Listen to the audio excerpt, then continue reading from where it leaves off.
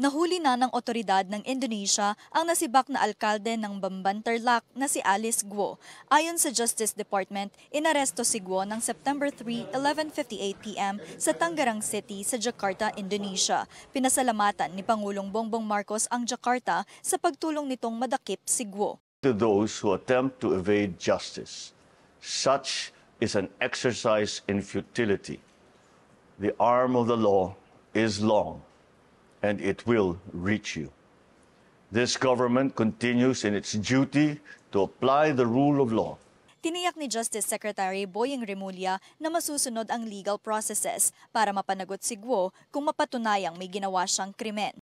Gumugulong naman ang investigasyon ng Philippine National Police o PNP sa alegasyong may mga pulis na tumulong kay Guo na makalabas ng bansa. And if and when lumabas po sa investigation po natin na mayroon pong mga pulis na tumulong po dyan, no sacred cow po dito, papanagutin po natin ang sinumang pulis na mapapatunayan po nating tumulong sa ginawa pong pagtakas po ni Alice Guo at iba pa.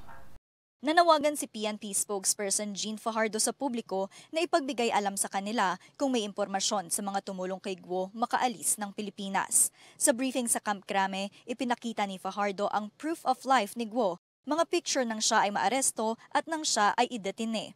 Sangkot si Guo sa umano'y mga krimeng nauugnay sa Philippine Offshore Gaming Operations o POGO, katulad ng human trafficking at serious illegal detention. Sabi ng otoridad, hindi dumaan si Guo sa ports at airports dahil walang record ang Immigration Bureau ng pag-alis niya kahit may lookout bulletin order laban sa kanya.